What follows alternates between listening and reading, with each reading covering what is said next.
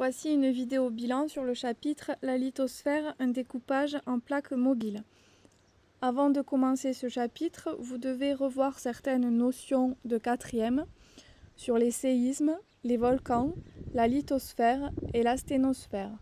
Je rappelle que la lithosphère, c'est la partie supérieure de la Terre qui est rigide et qui surmonte la sténosphère qui est moins rigide. La lithosphère s'étend de 0 à 100 km de profondeur en domaine océanique et elle peut aller jusqu'à 150 km de profondeur en domaine continental. La carte de répartition des séismes et des volcans que vous avez sur votre gauche permet de mettre en évidence 12 plaques lithosphériques qui vont se déplacer les unes par rapport aux autres. Certaines d'entre elles vont s'écarter, on va dire qu'elles sont animées de mouvements divergents, et d'autres encore vont se rapprocher et elles sont animées de mouvements convergents. Lorsque deux plaques s'écartent, par exemple au niveau de la dorsale océanique, au niveau de l'océan Atlantique, on va avoir création du plancher océanique avec la formation de basalte qui compose le fond océanique.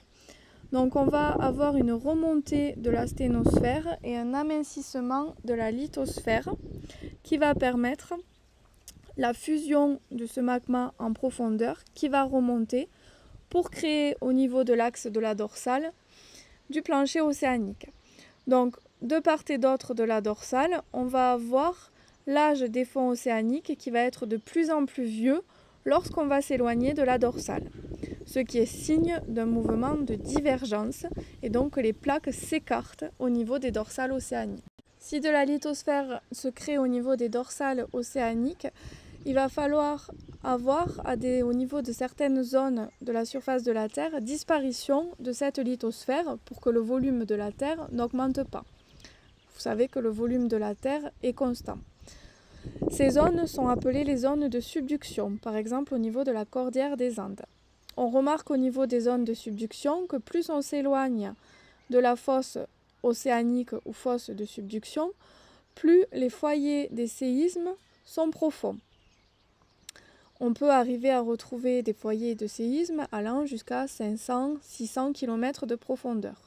Or, vous savez que pour qu'un séisme se forme, il faut une partie rigide. Donc les séismes peuvent se former qu'au niveau de la lithosphère, qui n'est pas normalement présente à de telles profondeurs. Ainsi, au niveau des zones de subduction, on va avoir une disparition de la lithosphère océanique qui va s'enfoncer sous la lithosphère continentale et donc plonger dans la sténosphère, ce qui permet d'expliquer que l'on retrouve des foyers sismiques à de telles profondeurs.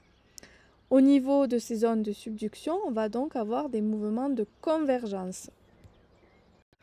L'origine du mouvement des plaques lithosphériques se trouve au niveau de la sténosphère. Si on regarde la carte du flux thermique mondial, on s'aperçoit qu'il y a des zones où la Terre va dégager de la chaleur au niveau des dorsales océaniques et au contraire des zones où de la chaleur va disparaître et des zones plus froides au niveau notamment des zones de subduction. Au niveau de la sténosphère, on va avoir ce qu'on appelle des courants de convection où le matériel chaud va remonter. Lorsqu'il remonte, il va se refroidir et le matériel froid qui est plus dense va avoir tendance à redescendre. C'est ce qui est modélisé sur le schéma à droite des courants de convection.